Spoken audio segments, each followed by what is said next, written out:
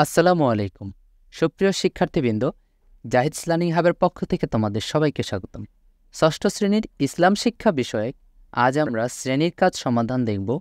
প্রশ্নে বলেছে, আত্মীয়দের সাথে সম্পর্ক উন্নয়নে আমরা কি কি করতে পারি তার একটি তালিকা তৈরি করে ক্লাসে উপস্থাপন করতে বলেছে। এটি তোমাদের পাঠ্য বইয়ের ৮৬ নম্বর পৃষ্ঠা থেকে সংগৃহীত।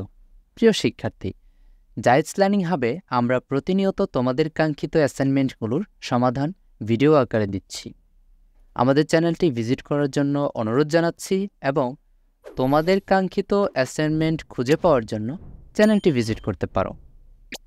আমাদের ভিডিও আপলোড করার মধ্য থেকেও যদি তোমার কাঙ্ক্ষিত অ্যাসাইনমেন্টগুলো না থেকে থাকে, তাহলে সেই সম্পর্কে আমাদেরকে অবহিত করার জন্য এই ভিডিওর ডেসক্রিপশন বক্সে থাকা ফেসবুক গ্রুপ এবং পেজ লিঙ্কের মাধ্যমে আমাদের সাথে যুক্ত হয়ে তোমার কাঙ্ক্ষিত অ্যাসাইনমেন্ট, প্রকল্প উপস্থাপন কিংবা শ্রেণী কাজের জন্য জানাতে পারো। আমরা তোমাদের সেই বিষয় নিয়ে কাজ করব।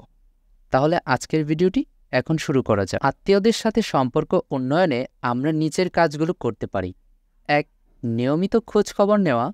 আত্মীয়দের সঙ্গে নিয়মিত যোগাযোগ রক্ষা করা, ফোন বা মেসেজের মাধ্যমে তাদের খবর নেওয়া, এটিও করা যেতে পারে। ২. দুঃসময় পাশে থাকা। আত্মীয়দের বিপদ-আপদে সাহায্য করা, তাদের সমস্যায় পাশে থাকা। ৩. উৎসব ও বিশেষ দিনে অংশগ্রহণ করা। ঈদ, বিবাহ বা জন্মদিনের মতো অনুষ্ঠানে আত্মীয়দের পাশে থাকা ও তাদের সঙ্গে আনন্দ ভাগাভাগি করা। ৪. সৎ ও আন্তরিক ব্যবহার। আত্মীয়দের সাথে সদাচরণ ও আন্তরিক ব্যবহার করা যাতে সম্পর্ক দৃঢ় হয়। ৫. সহানুভূতিশীল হওয়া। আত্মীয়দের কষ্ট ও দুঃখকে গুরুত্ব সহকারে নেওয়া এবং সমবেদনা জানানো। ৬. উপহার দেওয়া। আত্মীয়দের ছোটোখাটো উপহার দিয়ে তাদের সঙ্গে সম্পর্কের মাধুর্য বাড়ানো। ৭. পারিবারিক ঐক্য বজায় রাখা। পরিবারের সদস্যদের মধ্যে একতা ও সৌহার্দ্য বজায় রাখার চেষ্টা করা। ৮. পরস্পরের প্রতি শ্রদ্ধা প্রদর্শন করা। আত্মীয়দের মতামত ও ব্যক্তিত্বের প্রতি সম্মান দেখানো এবং বিতর্ক এড়িয়ে চলা। ৯. সহানুভূতির মাধ্যমে সমাধান করা। পারিবারিক সমস্যাগুলো আলোচনার মাধ্যমে সমাধান করা এবং একে অপরকে বোঝার চেষ্টা করা। ১০. পরিষ্কার ও সত্য কথা বলা। আত্মীয়দের সাথে মিথ্যা না বলা এবং সৎ থেকে সম্পর্কে বিশ্বাসযোগ্য করা।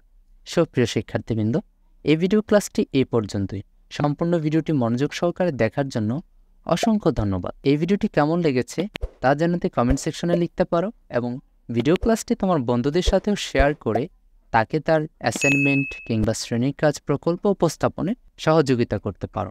পরবর্তী সেশনে কোন টপিকের ওপর ভিডিও ক্লাস চাচ্ছ তা জানাতে আমাদের সাথে ফেসবুক গ্রুপ কিংবা পেজে যুক্ত হতে পারো। পরবর্তী সেশনে খুব শীঘ্রই দেখা হবে। ধন্যবাদ সবাইকে।